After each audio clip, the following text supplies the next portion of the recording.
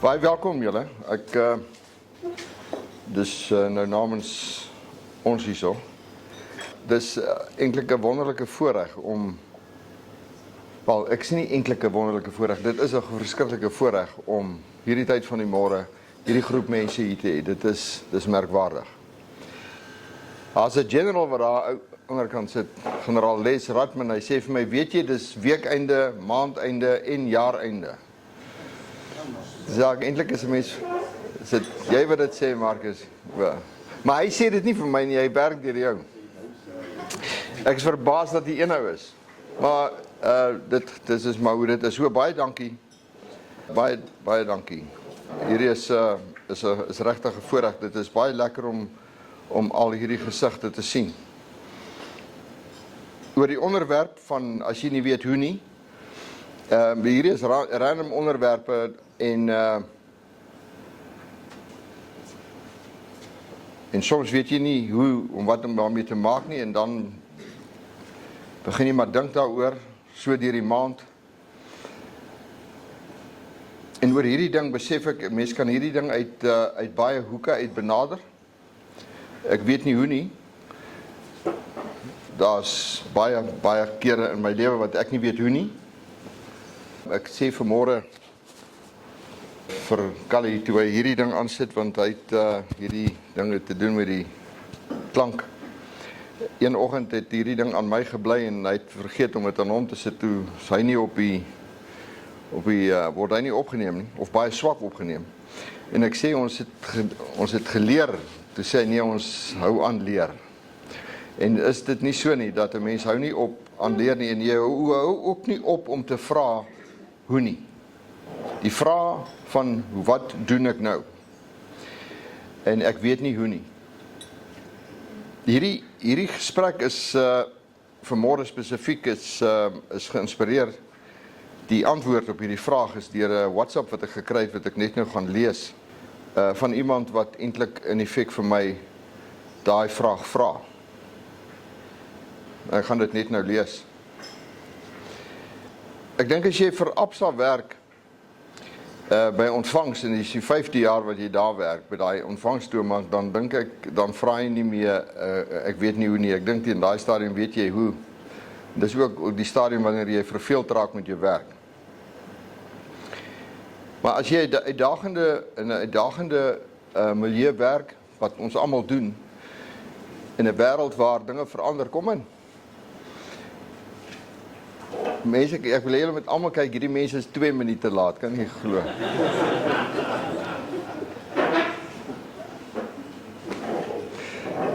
Wat hulle nie weet nie, daar's groot boetes wat op hierdie ding, wat as jy dit doen. Baie welkom, baie dankie, welkom julle ook. Ons vra daagliks, ons weet nie hoe nie, want hoe weet jy? Wat is reg? Ons bid, ons vra, en dan beweeg ons aan. En die Here is getrou, die Here is getrou om jou toe te laat, want hy het ons buitengewone vermoëns gegee, en sy gees werk in ons. So ons vra, en dan het ons nie 'n keuse nie, dan moet ons aanbeweeg. Ons kan nie gaan stil sit en wag vir stemme nie.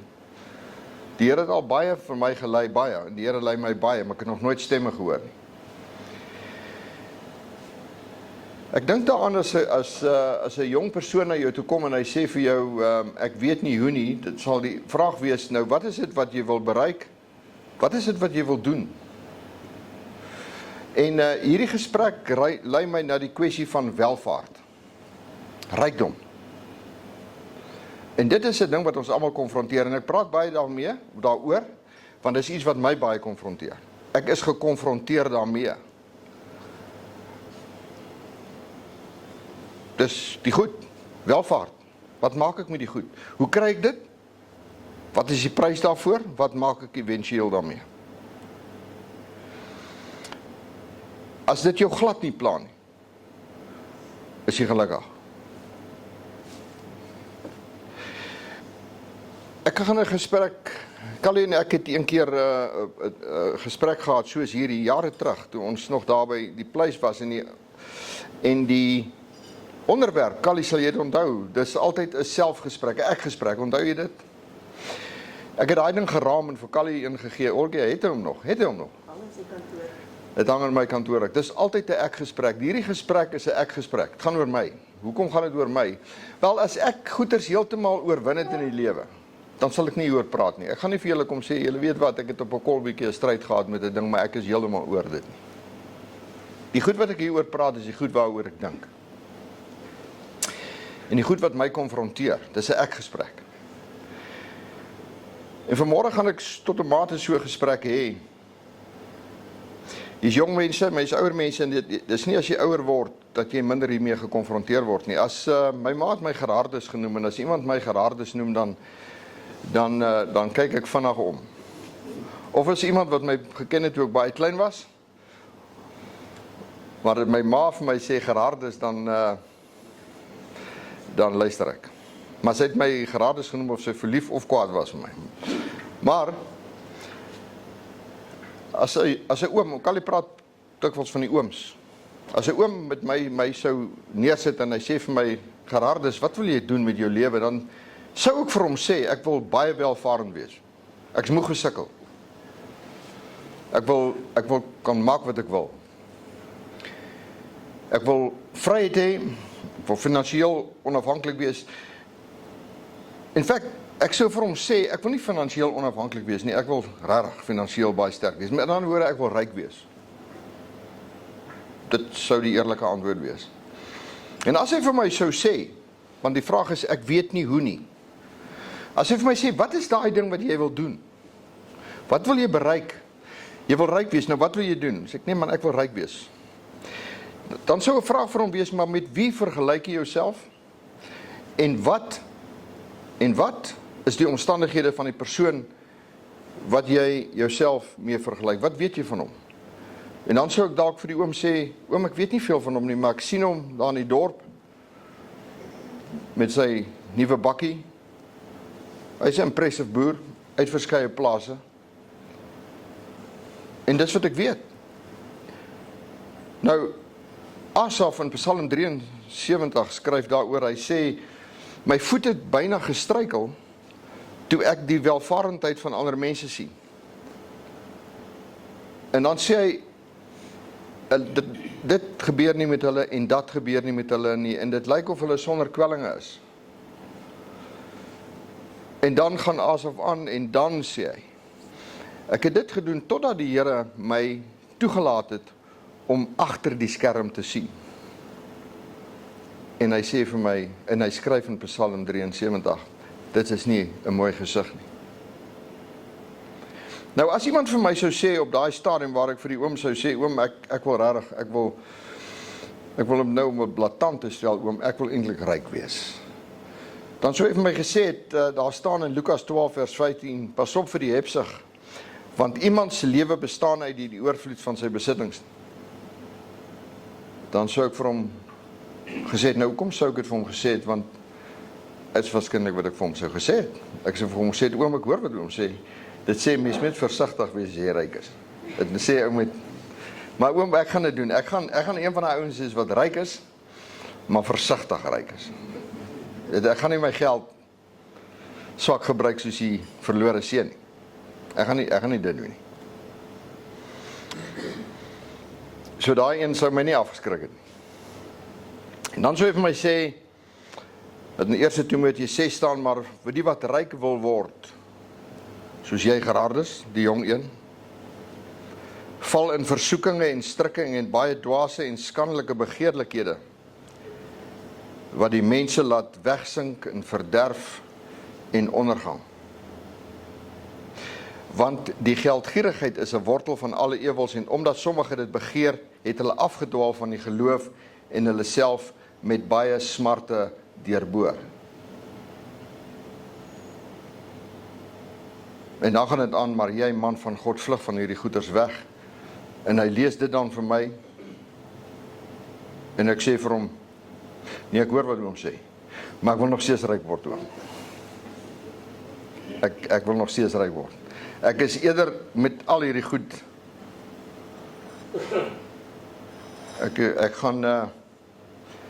ek sal al hierdie goed manage. Ek dink nie ou kan ryk wees en so ongelukkig wees. Maar dit sê, jy gaan jouself met baie goed deurboor. Jy gaan baie swaar wees. Dan sê ek nee, ek hoor wat hom sê. Nou, hierdie is 'n real conversation. Ek het dit nie met die oom gehad nie. Maar ek het baie subtiel dit in my hart afgespeel as 'n jong mens. Ek het hierdie gesprek gehad met myself. Ek het dit nie baie ernstig opgeneem nie. Nou, ek wil vir jou sê, dat as jy wil ryk word, as dit jou grootste oogmerk is, ek weet nie hoe dit doen nie, dan sê ek nee, werk hard, neem goeie besluite, kry goeie advies, en werk baie hard. En jy gaan waarskynlik baie ryk word.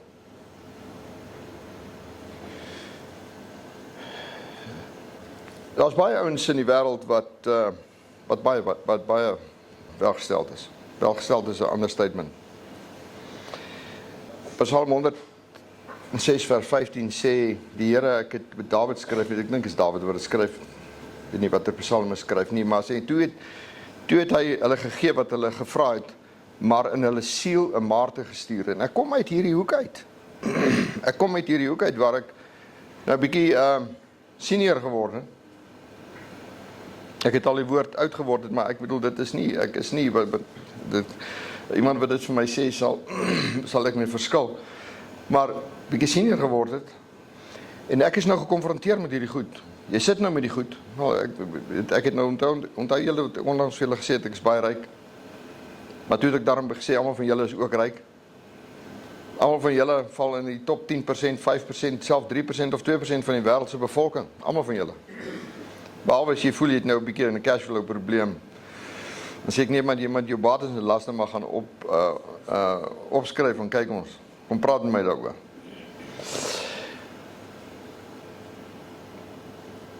Ek het 'n gesprek gehad met myself en nou sit ek met hierdie goed gekonfronteer. En nou dink ek, ons begin ons nou somme maak. En hierdie somme stel my nie gerus nie. En nie omdat dit min is nie, as ek weet nie wat om dit goed te doen nie. Jy weet, ek dink daaraan. Môre. Ag, hier is ongelukkig nie meer plek nie. Kom in, is jok, daar's tog 2 stoele hierso. Ek moes hulle 'n bietjie uithaal. Hier's nog stoele net hierso. Maar julle moet besef as julle hierdie kans vat, dan gaan 'n dag kom wat daar wraggies nie 'n plek is nie, dan moet jy nou daar staan. Oom, hierso, is 2 stoele, hierso. Hy het my ernstig gevat, nou wil hy sommer daar aan die ander kant gaan sit. Oom, jy sal nie glo nie, op hierdie oomblik het ek geleentheid gesoek om te dink wat ek volgende gaan sê, en dis baie gepas dat jy hier nou. Ek dink, as 'n mens die dag nie meer krag het om die goeders van die lewe te geniet nie, en jy sit met miljoene, en jy wonder, nou wat nou? En jy besef, hierdie was nooit myne nie. Dit was nooit myne.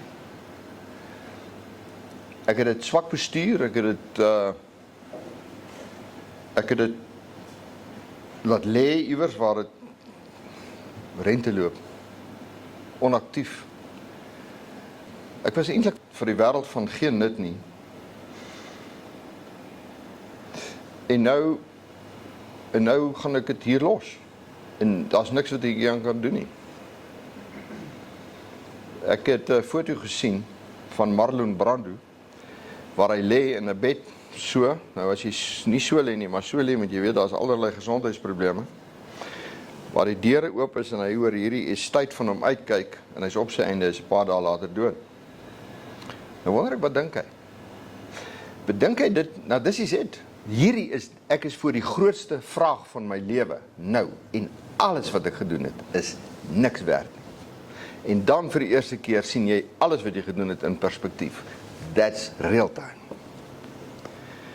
Kom nou, sê Jakobus 5, julle ryk is, ween en huil oor die ellendes wat oor julle kom. En weet julle wat, ek staan nou op hierdie stadium in my lewe en ek weet, dis is dit. Dit is dit.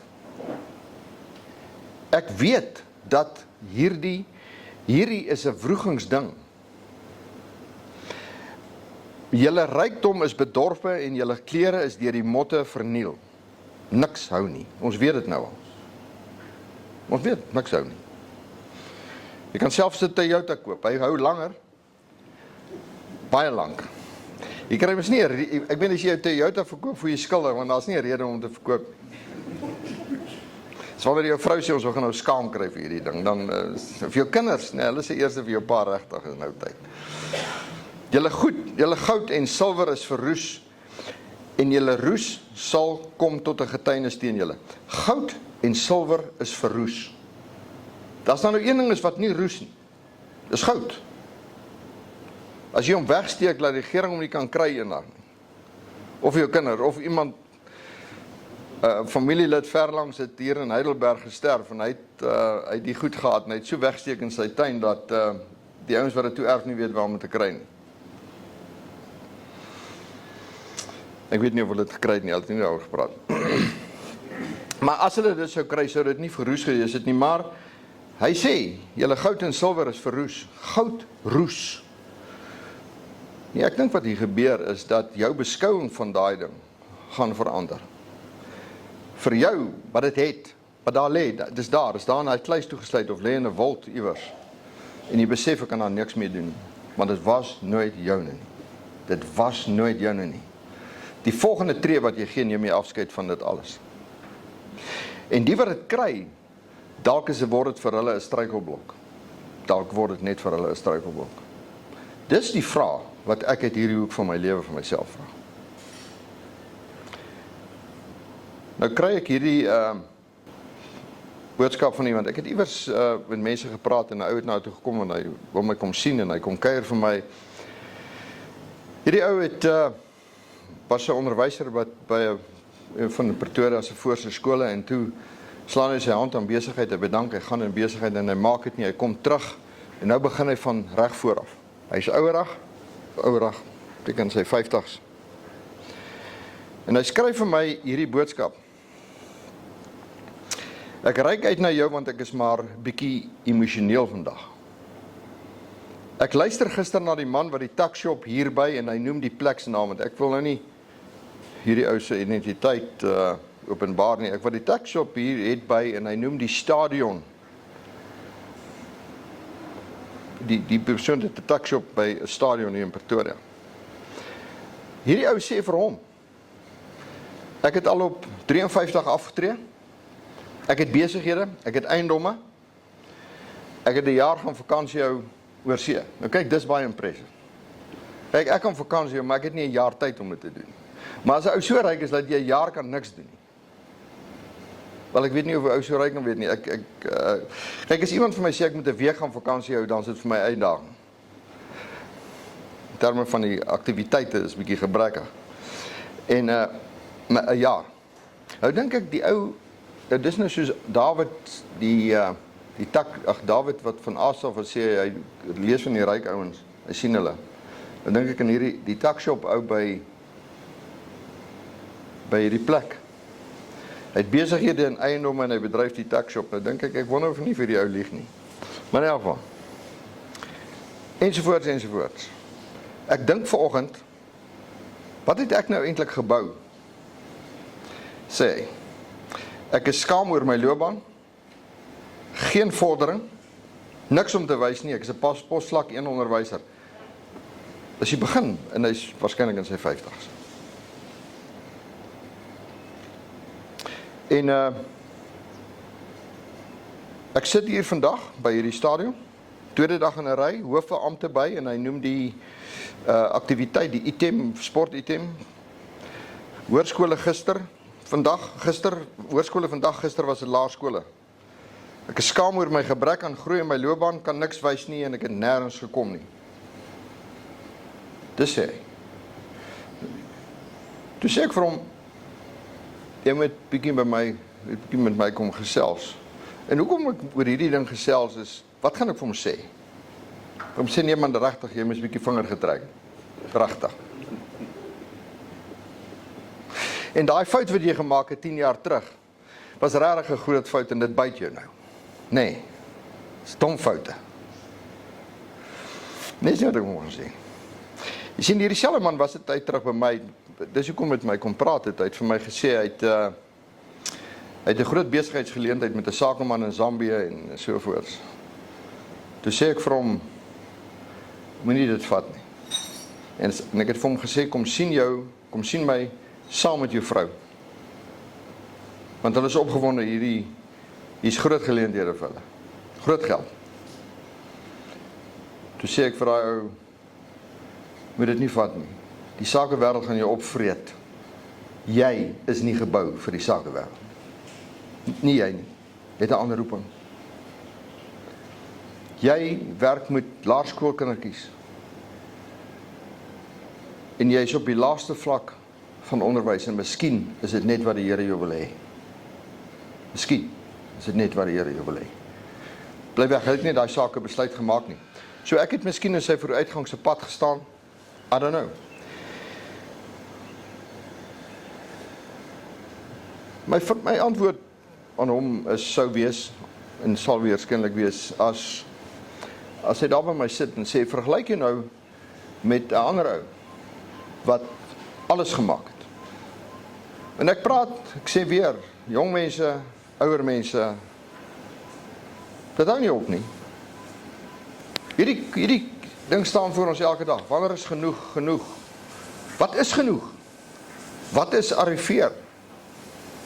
Ek het gister gepraat met 'n ou wat 'n multimiljonair is, maar hierdie ou verstaan nogal geld. Ek vra vir hom, oom Dirk. Ek sê hom, Dirk, sê nie meer, want ek weet hy's baie ryk. Ek sê vir hom, Dirk, wanneer is 'n ou ryk? Hy sê, wie wanneer is 'n ou ryk? Baie ryk. Hy sê, as ek Desember maand my hele familie nooi vir 'n Kersete, en ek loop daar by die winkel in. Nou, hy is miljoene oor en oor. Hy sê, maar as ek daar aanstop by Checkers, en ek sê vir hulle, gee vir my dit en dit en dit, en ek betaal hulle R8.000, dit is die syfer wat hy noem. En ek het nie op een van die items se boksies gekyk wat die prys is. Hy sê, dan is hy baie ryk. Dis nie, ek hoor. Tim Carrey, ek het julle dit seker gesien. Nie Tim Carrey, Jim Carrey sê, hy gee toespraak. Ek seker hy moes seker iets, nog 'n Golden Globe item gewen het. Wat noem jy, item award. Toekenning. Seker. Miskien het julle hierdie gehoor, hulle sê, toe hy opstaan, toe sê hy, I am 2 times Golden Globe winner Jim Carrey. Nou natuurlik sê dit skertsend. I'm 2-time Golden Globe winner Jim Carrey. When I go to bed at night, I am 2-time Golden Globe winner Jim Carrey. I say, when I dream, I don't just dream any normal dream. I dream about Jim Carrey, 3-time Golden Globe winner. Because when I received that award, then I would be enough. And then I could stop this terrible search. Sorry, ek het dit afgesny. And then I could stop this terrible search. Hy het iets ontdek. Hy sê, as jy dit nou vir my dit gee, dan is ek tevrede. Nie 2 nie, dan had ek 3. Geld vir ons almal. Het geld vir 'n jong meisie wat sê ek gaan 'n ryk man soek. My vrou het my getroud toe ek arm, maar ek het vir haar beloof ek gaan baie ryk word. Nou, dis nie waar nie. Dis nie waar nie. Want dis nie waar nie, want haar het gesê sy moet vir 'n ou soek wat nee, ek weet nie wat hy vir haar gesê nie, maar sy het duidelik verkeerd gekies. Maar die feit is hierdie vraag, ons sit vandag daarmee gekonfronteer. Ek weet nie hoe nie. Wat is dit wat jy wil bereik? Wat is die eindpunt? Ek het gaan vakansie hou, ek en my vrou gaan Paternoster toe en ons gaan by die agentskap aan wat ons na die plek toe moet kry met die en op die brosjure, die ding op die internet is hierdie plekkie met die stoepie uit op die see, wit huisie op die see en die ou sê meneer hy is net agter my aan. En van julle het al die storie gehoor, ek gaan die storie net 'n kwart van vertel, want hy eindig nie mooi vir die ander ou nie. En Toe vat hy my na huis toe en ek stop daar en ek sê vir hom, hy sê vir my, daar is die plek wat jy bespreek het meneer. Ek sê nee, dis nie die plek wat ek bespreek. Ek sê vir my vrou, kry gou daai ding op die internet. En ek wys vir hom so, ek sê, hier is die plek wat ons bespreek. Hier is die plek. Kry hom. Toe sê meneer, hy bestaan nie. Dis net 'n advertensie. Maar ek sou so ver gaan om te sê, weet jy hoekom is ouens in Weskoppies?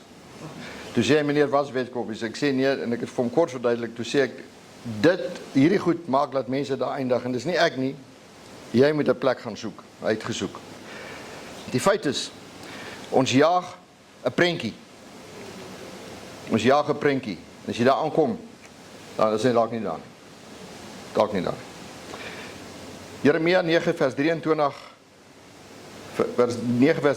sê, ek sê die Here, laat die wyse hom nie beroem op sy wysheid nie, en laat die sterke hom nie beroem op sy sterkte nie, maar laat die ryk hom nie beroem op sy rykdom nie, maar laat hy wat wil roem hom hierop beroem, dat hy verstaan en my ken, dat ek die Here is. Die ander, as die Here jou seën met welvaart, nie self verwerk en uitgewerk nie, jy moet hard werk, jy moet goeie besluite maak, dis reg. Maar welvaart verkry buite die wil van die Here is 'n vloek. En as jy nie die woord vat nie, vat my woord. It's not worth it. Callie, ek het bekommerd geraak, jy het net nou hier gesit, toe dog ek het geloop.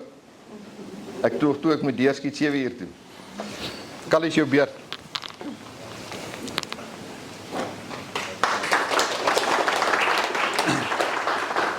Goeiemôre almal.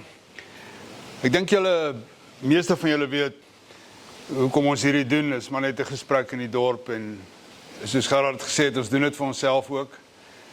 Jy dink oor goed en dan begin hier 'n gesprek en dan word dit 'n volgende gesprek en jy vat dit met jou saam en jy gaan ergens daarmee heen. En dis die lekker van dit. Hoe meer informeel en hoe meer gesellig, hoe beter. En dit is vir my fascinerend om te sien hoe ouens wat dalk voor COVID laas by ons gekuier het, want ons het op 'n stadium opgehou, kom terug soos vanoggend, weer vir die eerste keer, en dit maak dit nogal besonder, want dit is so 'n groter familiegevoel, wat oor jare net aanhou, jy weet, migreer, en daar's iets lekkers daarin. As ek oor die onderwerp dink, dan wonder ek baie keer of die antwoord lê in die kollektief en of dit meer persoonlik is. Want ek kry soms die gevoel, en ek interpreteer maar net dit wat op sosiale media by my verbykom, dat vir baie mense lê die ontsluiting lê in die kollektief. Met ander woorde, as ons maar net geweet het, of jy nou dink namens 'n nasie, 'n kultuurgroep, 'n groepering binne die samelewing, 'n besigheid, as ek maar net geweet het. En dan sou die een uitweg wees om te sê, draai na God toe, die kollektief. En ek so 'n bietjie moedswillig as ek dit sê, en ek weet wat ek doen, draai na God toe. So as 'n kollektief weet ons nie wat nie, ons is onseker, ons is bang, ons voel bietjie bedreig, ons twyfel, en dan die kollektief draai na God toe, asof die antwoord daar is. En ek is nie persoonlik altyd oortuig dat dit daar is nie. Tog weet ek, ook intuïtief, dat daar was 'n tyd, toe dit meer so was. En ek dink daar was 'n tyd, 3-4 jaar terug, waar dit baie meer 'n ons gesprek was. En ons draai na God toe, byvoorbeeld.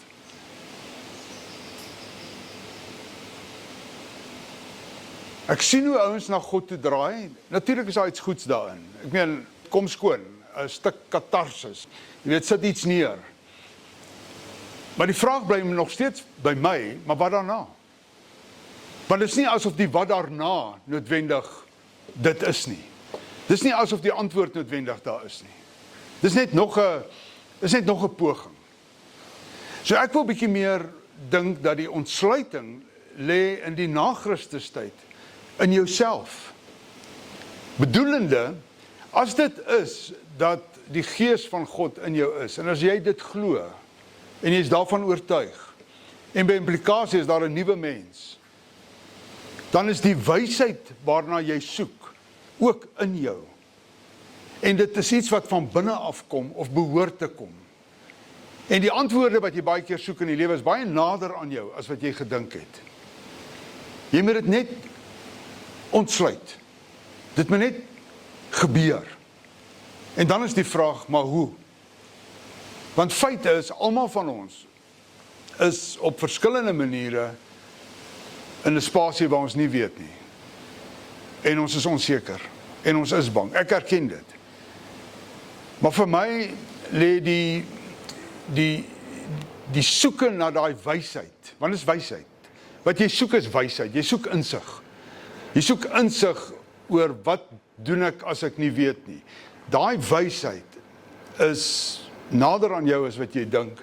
Dis binne in jou en is iets wat jy van binne af moet ontsluit. Maar waar is my geloof dan? As dit nie in die kollektief noodwendig is, vandag nie. Waar is dit dan? Die geloof is dit wat uitspeel binne die goed wat jy doen, sodat jy kan kom by die punt waar jy moet wees, waar jy weet en jy meer seker is en jy meer oortuig is dat jy tog die regte goed doen en dat jy besig is met die regte lewe. Soos julle weet, lees ek nie altyd uit die Bybel uit as ek hier is nie, maar ek het nou vraggies vanoggend daai begeerte om dit te doen. En skielik wonder ek waar's my bril en toe besef ek hy's op my gesig. Om net die punt te maak. En ek lees hierdie week in Galasiërs 5, deur die Gees se werk in ons, het ons nou deel gekry aan hierdie nuwe lewe. Deur die Gees se werk het ek deel aan 'n nuwe lewe. Ek is 'n nuwe mens.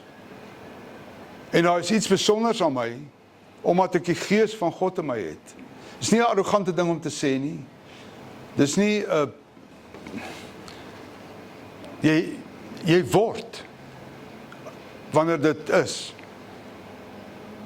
En dis nie iets waar die locus buite myself is nie. En die locus of die ontsluiting is nie noodwendig in ander nie, is nie noodwendig in die kollektief nie. Hoe ek dink oor ander, ja. Maar dis hier, dis binne in my. En daarom moet ek die Gees getrou volg, sê hierdie gedeelte, Galasiërs 5. Ons moet reg leef binne hierdie lewe, waarvan die Gees ons deel gemaak het. Hierdie reg leef, die wysheid tot dit, die insig tot dit, is vir my en jou beskore, of nie? Of nie? En toe lees ek in hoofstuk 6, hierdie versie, elkeen moet hulle eie laste dra. Ons dra laste, en ons is onseker, ek verstaan. Elkeen is voor die Here aanspreeklik vir hulle eie lewe. Elkeen van julle is aanspreeklik vir jou eie lewe. Jy is aanspreeklik vir die uitkoms. Jy is aanspreeklik vir die goed wat jy doen. Jy is aanspreeklik in hoe jy die onsekerheid bestuur en daarmee deel. Jy kan nie die verantwoordelikheid alleen net op God sit, asof hy dit vir jou altyd gaan gee en of doen nie. Jy het 'n rol om te vervul. En dis daai fyn interspel tussen jou en die een wat groter is as ons almal, wat uiteindelik vir jou dit sal ontsluit. Vers 8, as iemand hulle lewe in die landerye van sonde saai, sal hulle lewe van sonde en die ewige vernietiging oes, hulle sal dit oes. Maar as mense hulle lewe in die Gees saai, sal hulle uit die hand van God die Gees en die ewige lewe van daardie oes ontvang. Kom ons hou aan om goed te doen. Kom ons raak nooit moeg daarvoor nie. As ons nooit hiermee ophou nie, sal ons presies op die regte tyd die vrugte van hierdie oes geniet. Ons het nog tyd oor om goed te doen aan almal. Maar bo alles moet ons goeie dinge doen aan almal wat deel is van die huishouding van die geloof. Met ander woorde, in die ontsluiting van die dra van my laste en om aanspreeklikheid vir my lewe te vat, is daar ook die ander. En ek dink hoekom ons baie keer vasdraai in die onsekerheid, in die nie weet nie, is omdat ons net teen onsself gaan kyk. Ons kyk net, ons sien net ons eie ellende, ek sien net myself. En ek vergeet baie keer dat die ontsluiting tot die antwoord lê ook in die ander. En dit lê in iets transcenderends. Dat hier is 'n familie, hier is 'n mensdom rondom my, wat ook deur my lewe beïnvloed word, en wie ek is. En wanneer ek 'n letterlike spoortrapper word, van die een wat vir ons hierdie geleentheid gee om te leef, dis tog wat ek glo, dan trap ek 'n ordentlike spoor. En ek trap 'n spoor ook van iemand wat weet, of nie. So kan ons weet, en kan ons onsself vind, beter. So dan is die vraag, hoe? En die paar gedagtes wat by my opgekom het, heel prakties, heel konkreet, en ek deel dit graag met julle, en ek hoop iets vir jou iets. Ek dink die een belangrike ding wat ek en jy moet doen, is, jy moet jou intensie meer bekend maak. As jy nie weet wat nie, en jy is onseker, deel jou hart, praat met jouself, praat met jou pelle, praat met hierdie wêreld. Met ander woorde, sê vir jouself en vir ander wat jy graag wil hê. Wat is dit wat jy na soek? Maak dit bekend. En 'n tegniek wat ek jou wil aanspoor om meer te doen, is vat 'n pen en 'n stuk papier of 'n boek en skryf dit. Moet dit nie eers probeer tik nie. Skryf dit. Want as iets baie interessants wat in jou brein gebeur, as jy dit wat jy graag wil hê, as jy dit waarna jy streef, as dit waarna jy soek, as jy dit kan skryf in woorde op 'n stuk papier, dan ontsluit jy die onbewuste.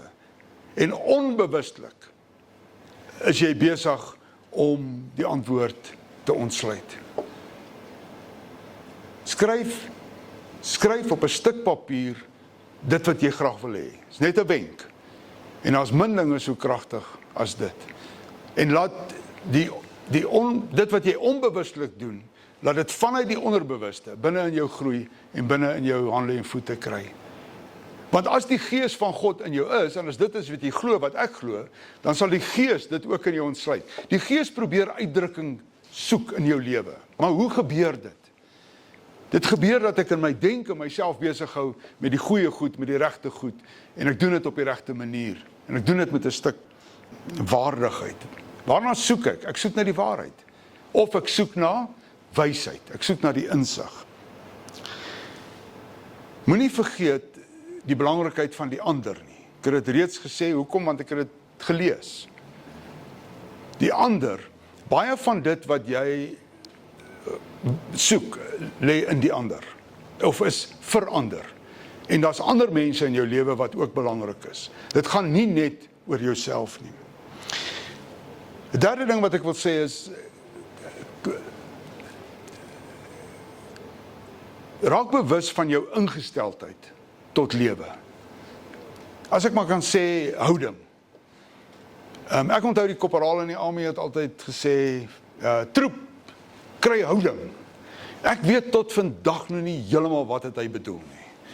Ek moet sê, ek is nog steeds effe onseker. Hy kyk net vir my, dan sê hy, hey, jy moet houding kry, hoor jy my? Dan druk hy sy vingertjie so onder my neus in. Maar ek wil dit nou vandag vir julle sê, kry houding.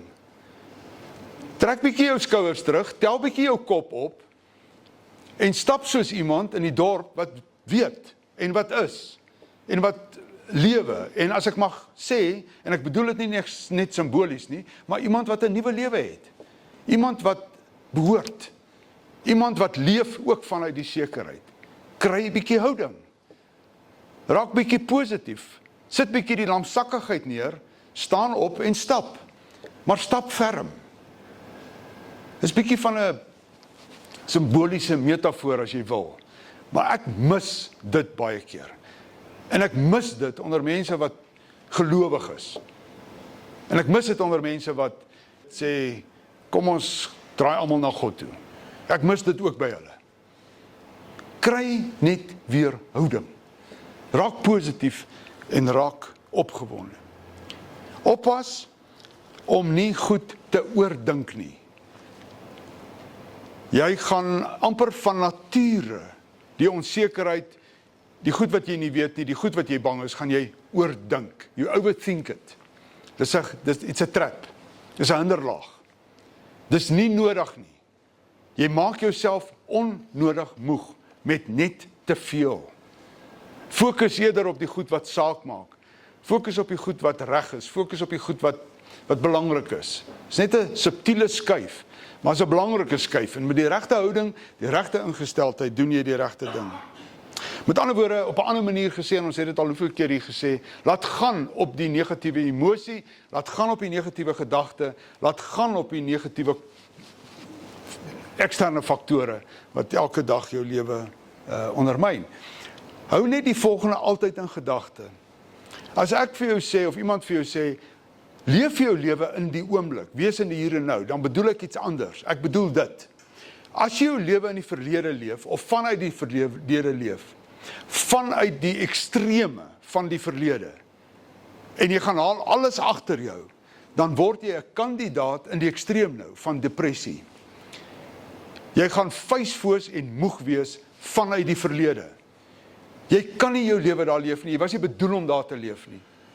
Jy het jou lesse geleer, jy het goed agter jou, jy het 'n fenominale lewensstorie, binne in dit is daar rykdom as jy wil, maar jy kan nie daar bly nie. In die ekstreem is jy depressief.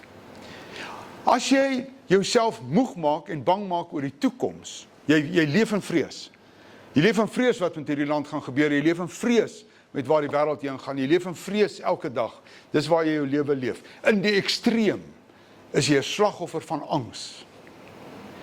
Hierdie twee goed, ek jammer ek sê dit nou so in die ekstreem, maar ek probeer 'n punt maak. Hierdie twee goed, depressie aan die een kant, in die ekstreem, angs aan die ander kant, daardie emosies, daardie toestand as jy wil. Die manier uit dit uit. En ek dink min dinge is so sleg as beide van hulle in een lewe, is dit nie? Maar die manier om uit dit uit te kom, daar's net een manier om daar uit te kom, en dis om in die middel te kom. En die middel beteken jy's hier. Dit beteken jy leef in die oomblik.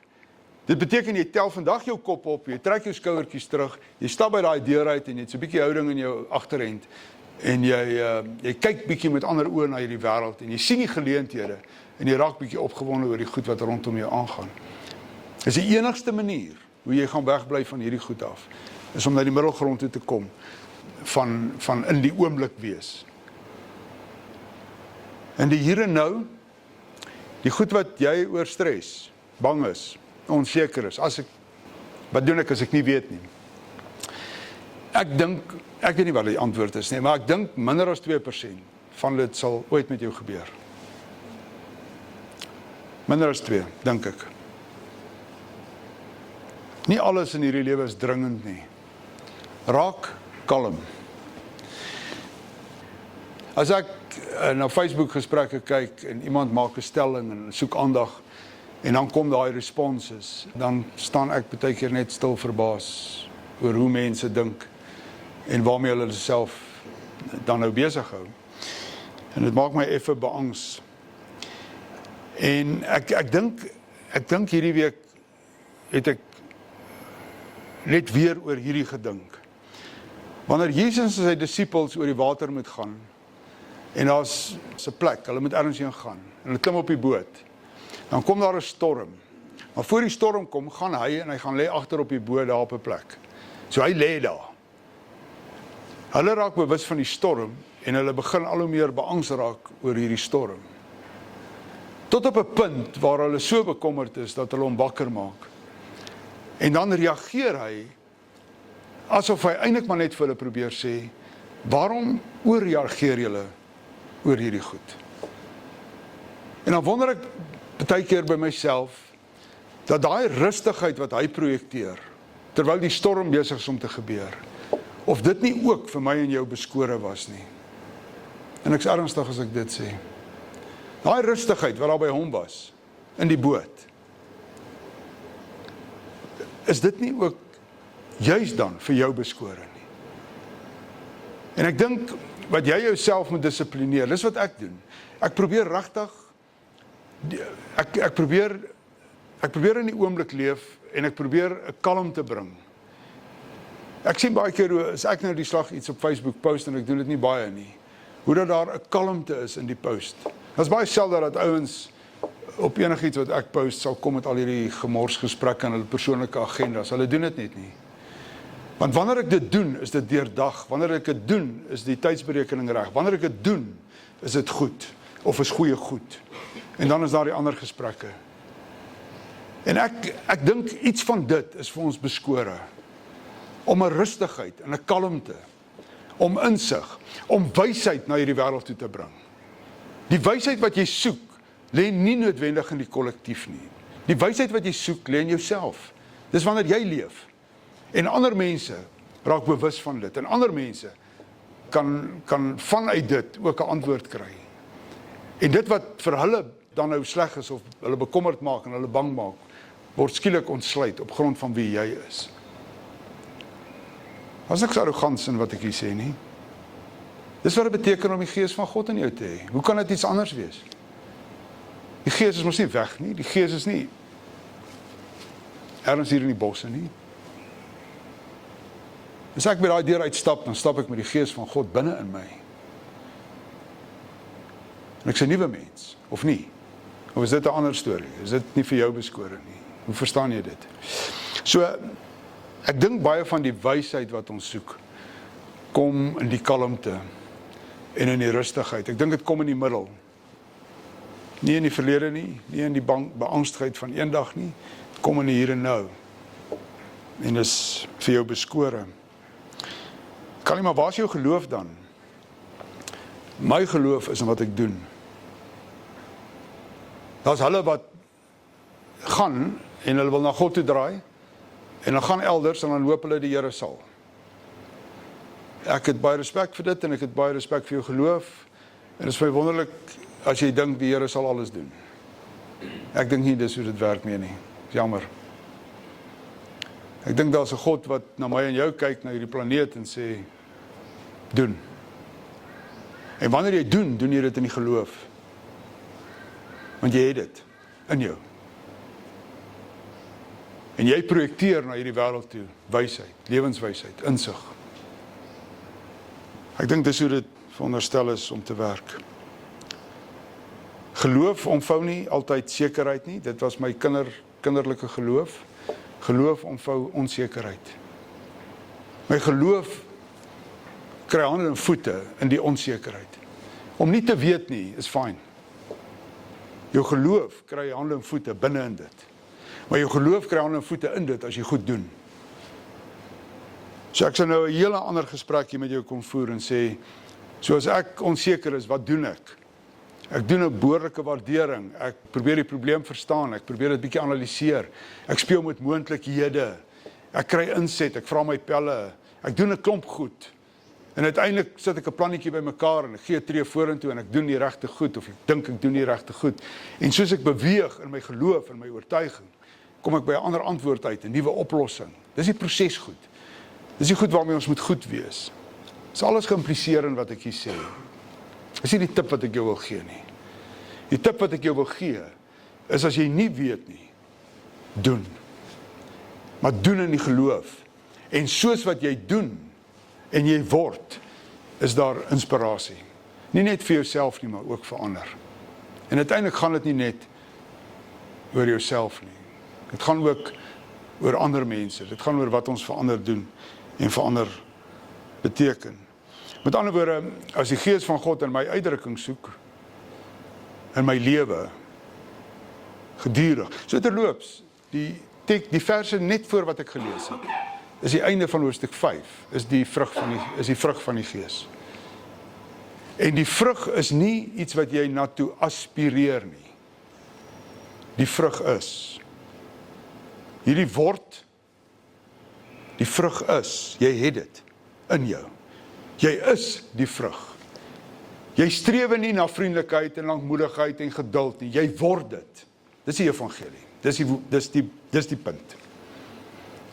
En wanneer jy dit doen, is daar 'n stuk wysheid in jou, en dis daai wysheid, daai insig, daai ervaring, daai goed, wat op die ou ende hande en voete kry in die samelewing. So leef jou lewe vanuit 'n bepaalde oortuiging, tel jou kop op, stap ferm by daai deur uit en sê, ek is ook, word. Ek dink dis waar ons moet speel. Ek dink is een van die moeilikste onderwerpe wat jy nog uitgedink het, Gerard. En ek weet nie hoekom jy dit aan ons doen nie. Maar ek dink dit is belangrik dat jy net weer besef dat jy het 'n rol om te vervul, ek, en jy moet dit nie vlak kyk nie. En daar's meer in jou as wat jy dink. Jy weet meer as wat jy dink. Jy moet dit net leef. Jy weet baie meer as wat jy dink. Van binne na buite. So baie dankie, geniet die ontbyt. 'n Lekker kuier, ons sien mekaar weer so 'n maand. Van nou af is regtig vir my en Gerard wonderlik dat julle die geleentheid saam met ons deel. So baie dankie.